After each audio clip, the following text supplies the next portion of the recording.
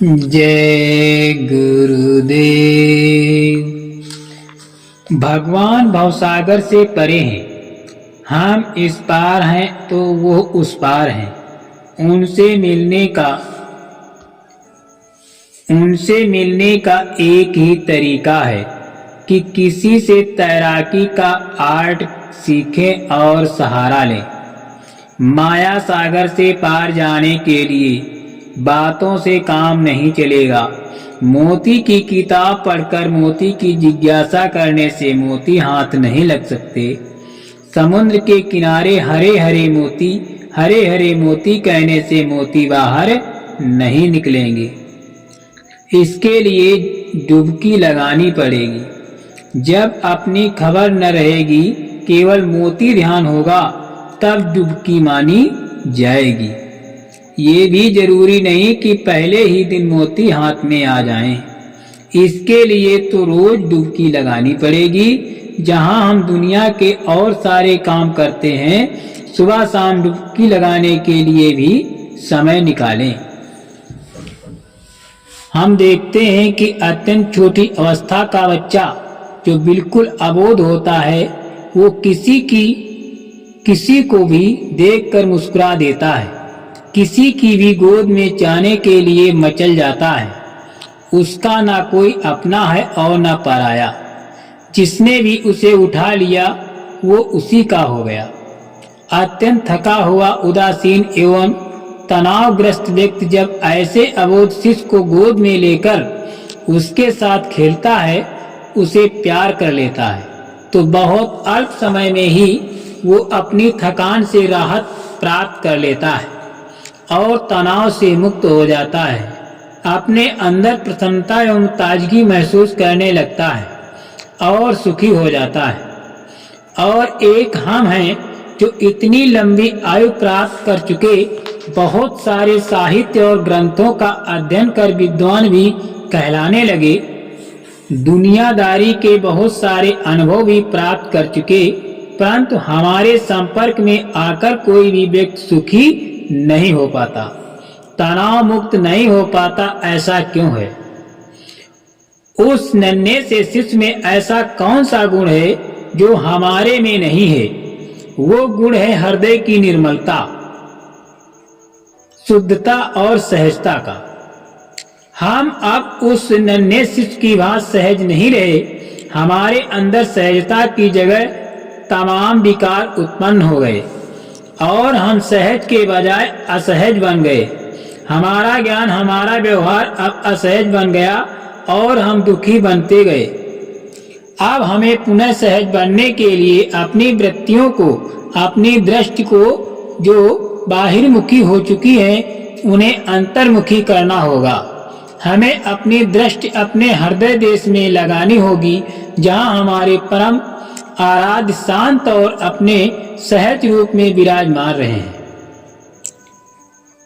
उनके दर्शन मात्र से हम वैसे ही सहज बनते चले जाएंगे जैसा कि हमारे परमात्मा का सहज स्वरूप है। ऐसी ही उनकी वाणी है, ऐसा ही उनका कथन है। मम दर्शन फल परम अनुपा, जीव पाओ निज सहज स्वरूपा। श्री रामचरितमानस अरण्य कांड। सहज अवस्था का अर्थ है कि हमारा मन, चित्त और बुद्धि इच्छाओं से, विचारों से और ज्ञान की तरंगों से रहित होकर बिल्कुल शांत और स्थिर हो जाए। हमारे मन में मान सम्मान मोह की इच्छा न रहे। हमारा चित्त शांत और स्थिर हो जाए। ऐसा होते होते हमारा चित्त सुख दुख नामक द्वंद्व से विमुक्त हो जाएगा और हम अपने परम आराध्य में लय होने लगेंगे। जैसा कि निम्नलिखित पंक्तियों से स्पष्ट है: निर्माण मोहा चिगत संदोषा, आध्यात्मिक निवृत्ति कामा, द्वंद्व विमुखा, सुख दुख संगैति गच्छित मूढ़ा, पदव्ययम ततम।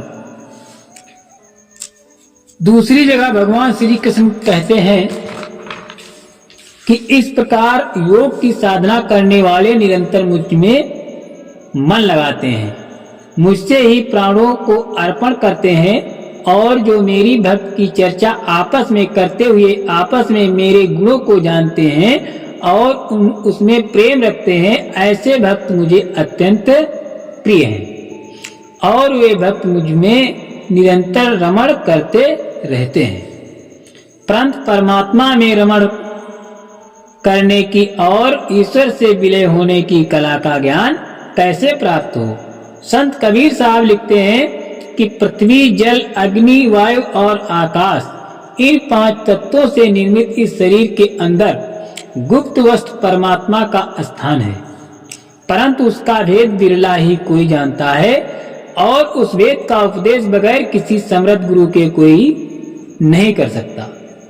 5 तत्व के भीतर गुप्त वस्तु स्थान, बिरले मर्म कोई पावई, गुरु के शब्द प्रमाण। अर्थात योग की ये सारी अवस्थाएं बगैर किसी समर्थ गुरु की शरण प्राप्त किए संभव नहीं हो सकती। इसके लिए तो किसी समर्थ महापुरुष की दया दृष्टि की आवश्यकता है। वे दयालु कृपावंश भले ही हमें इन स्थितियों में पहुंचा दें, ये तो उनकी मेहरबानी होगी, वरना सामान्य कलयुगी और मोहग्रस्त प्राणी से ये कभी भी संभव नहीं है। बड़े सौभाग्यशाली वे हैं जिन्हें ऐसे समर्थ गुरु की शीतल छाया प्राप्त है, क्योंकि वो भी उनकी ही कृपा से प्राप्त होते हैं। जापे हुए स्वामी कृपा चरण शरण पावे। सौभाग्य से हमें भी ऐसे पूर्ण समर्थ परम पूज्य गुरु महाराज जी की कमलवत चरणों की शरण प्राप्त हो गई, जहां लाखों व्यक्ति उनकी शरण में रहकर अपने जीवन को सार्थक बना रहे हैं। ऐसे परम कृपालु के कमलवत श्री चरणों में हम बारंबार प्रार्थना करते हैं कि प्रभु, हम सभी को जैसा आपने स्वीकार किया है अपनाए रखने की कृपा करें, जिसमें हम भी शिशुवत सहज बन सके। गुरु में श्रद्धा और विश्वास बढ़ना ही हमारी उन्नत और अश्रद्धा का उत्पन्न होना ही हमारी अवनति है।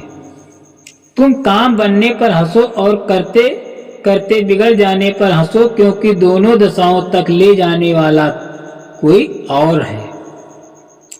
वो साधक धन्य है जिसने गुरु को पा लिया, और वो साधक और भी धन्य है जिसने गुरु को पाकर पहचान लिया।